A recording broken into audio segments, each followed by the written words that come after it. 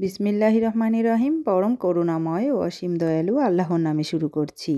আমি তোমাদের নিকট পাঠিয়েছি একজন রাসূল সাক্ষী স্বরূপ, যেমন আমি ফেরাউনের নিকট রাসূল পাঠিয়েছিলাম, কিন্তু ফেরাউন রাসূলকে অস্বীকার করল।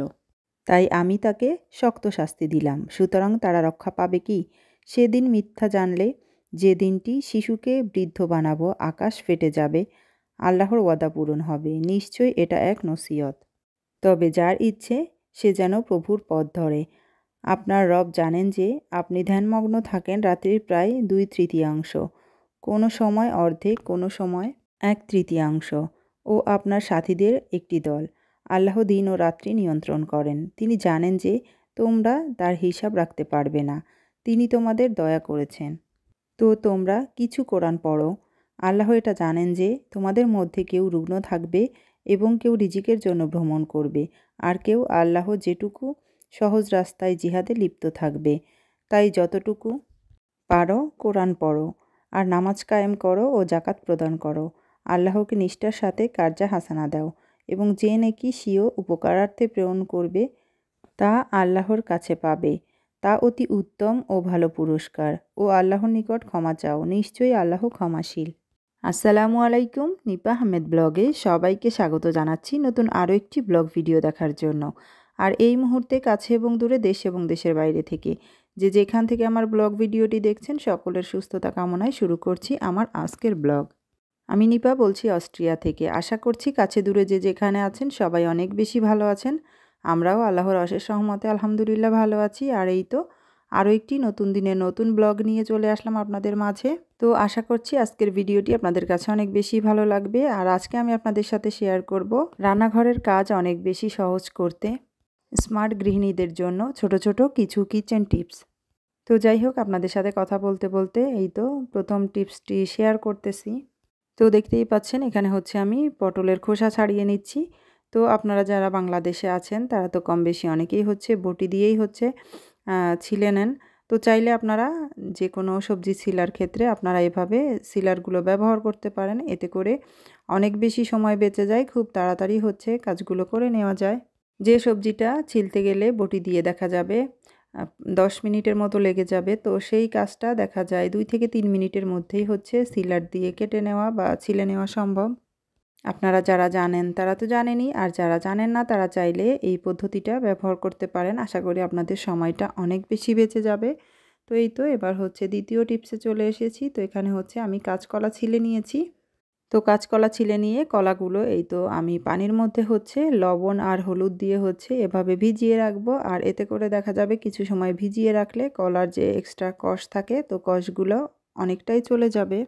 তো চাইলে আপনারা এই পদ্ধতিটা ফলো করতে পারেন। এভাবে হলুদ আর লবণ দিয়ে কিছু সময় ভিজিয়ে রেখে তার কিছুক্ষণ পরেই হচ্ছে ভালোভাবে হচ্ছে ধুয়ে নিতে হবে। এতে করে কলাগুলো একদম সাদা থাকবে, কালো হয়ে যাবে না, আর হচ্ছে কষগুলোও চলে যাবে। তো যাই হোক, এবার চলে আসলাম 3 নাম্বার টিপসে। তো 3 নাম্বার টিপস হচ্ছে এই তো শুকনা মরিচ। আমরা কম বেশি শুকনা মরিচ বিভিন্ন প্রকার ভর্তা বানানোর ক্ষেত্রে অনেক বেশি ব্যবহার করে থাকি।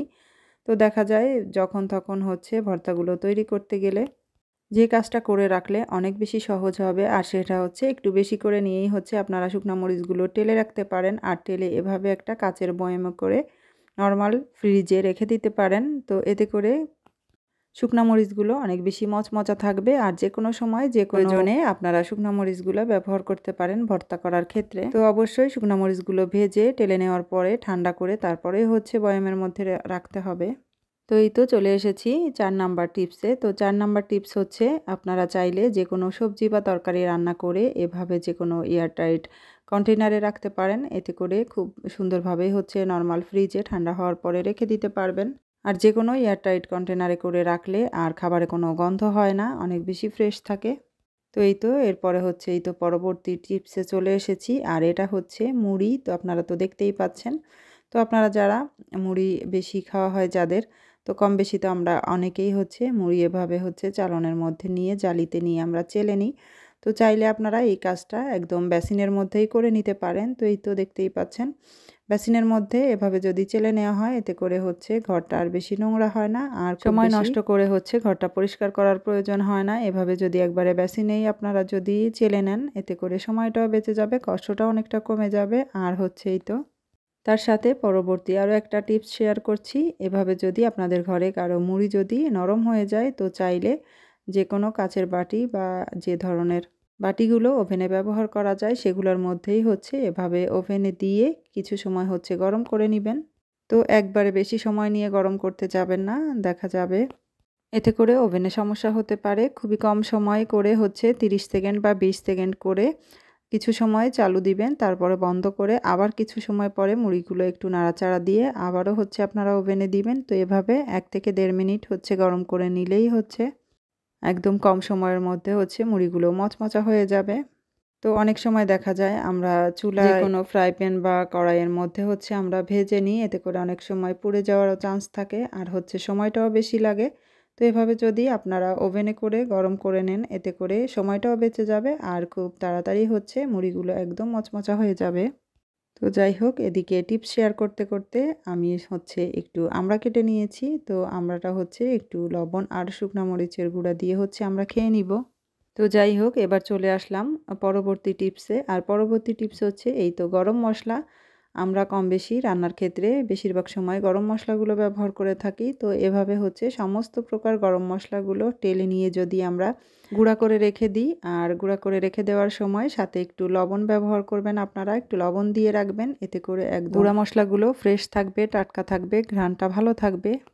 তো আমি আমার টিপসগুলো খুবই ছোট ছোট আকারে, সীমিত আকারেই হচ্ছে শেয়ার করছি। আর এই তো এখানে হচ্ছে নোয়াখালীর বিখ্যাত খোলাজালি পিঠা তৈরি করে নিয়েছিলাম। তো দেখতেই পাচ্ছেন অসংখ্য ছিদ্রযুক্ত খোলাজালি পিঠা।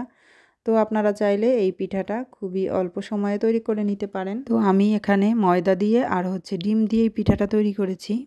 আর হচ্ছে আমি এখানে বেকিং সোডা ব্যবহার করেছি, চাইলে আপনারা বেকিং পাউডারও ব্যবহার করতে পারেন। আর এতে করে এটাও একটা ছোটোখাটো টিপস, এতে করে দেখা যাবে ছিদ্রগুলো খুব ভালো হবে, অসংখ্য ছিদ্র হবে পিঠা তৈরি করার সময়। আর ব্যাটারটা তৈরি করে অবশ্যই কিছু সময় রেস্টে রেখে দিতে হবে। আর বেকিং সোডা বা বেকিং পাউডারটা ব্যাটারটা তৈরি করার সময় হচ্ছে আপনারা দিবেন না, এটা হচ্ছে যখন আপনারা এটা ফ্রাই প্যানে ভেজে নেবেন তখনই হচ্ছে বেকিং পাউডার বা বেকিং সোডা খুবই সামান্য পরিমাণে দিয়ে দিবেন। তো এতে করে দেখবেন অসংখ্য ছিদ্রযুক্ত হবে আপনাদের এই খোলা জালি পিঠাটাও। তো যাই হোক, এখানে কিচেনের ছোট ছোট টিপসগুলো শেয়ার করার পরে চলে আসলাম একদম পিঠা তৈরিতে। এখানে আমি ভাপা পিঠা তৈরি করে নিব। তো টিপস সহ আমি আপনাদের সাথে আজকে ভাপা পিঠার রেসিপিটি শেয়ার করছি। তো এখানে আমি শুকনা চাউলের গুঁড়া নিয়েছি, চাইলে আপনারা ভিজাটাও নিতে পারেন। তো শুকনা চাউলের গুঁড়ার সাথে এখানে আমি দুধের গুঁড়া নিয়েছি, পাউডার মিল্ক। তো পাউডার মিল্ক দিলে অনেক সুন্দর ফ্লেভার আসে।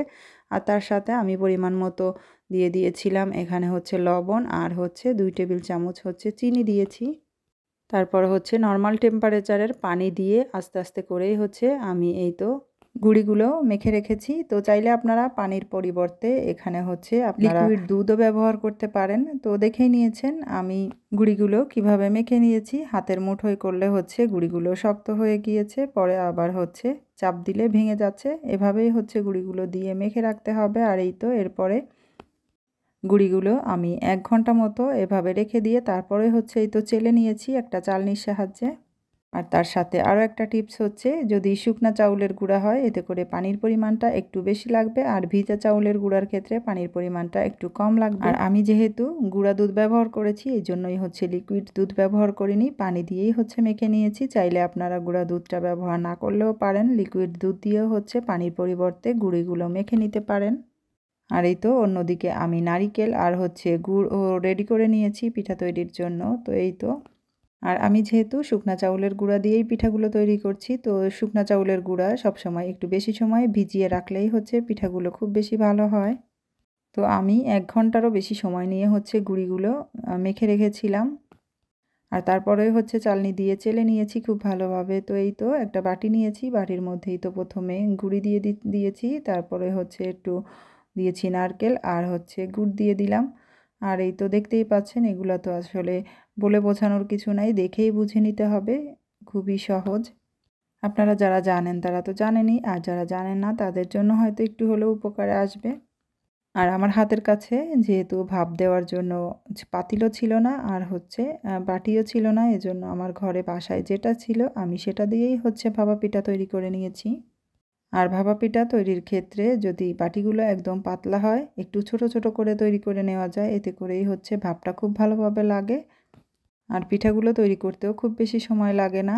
তো এই তো আমি হচ্ছে দুইভাবে হচ্ছে এখানে পিঠা তৈরি করে নিচ্ছি। একটার মধ্যে হচ্ছে গুঁড়ির মধ্যে আমি নারকেল আর গুড় মিক্সড করে নিয়েছি, একসঙ্গে করে দিয়েছি, আর হচ্ছে আরেকটা ভিন্ন করে দিয়েছি। তো 2 রকমের করেই হচ্ছে আমি পিঠাগুলো তৈরি করে নিয়েছিলাম।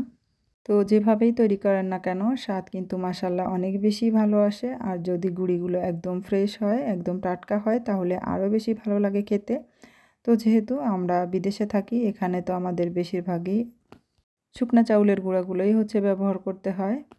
তো যাই হোক, আমি আমার পছন্দ অনুযায়ী হচ্ছে এই তো পিঠাগুলোর সব কিছু দিয়ে নিচ্ছি। আপনারা আপনাদের পছন্দ অনুযায়ী যে যেমন মিষ্টি খেতে পছন্দ করেন সে সেভাবেই হচ্ছে নারিকেল আর গুড়টা দিয়ে দিতে পারেন।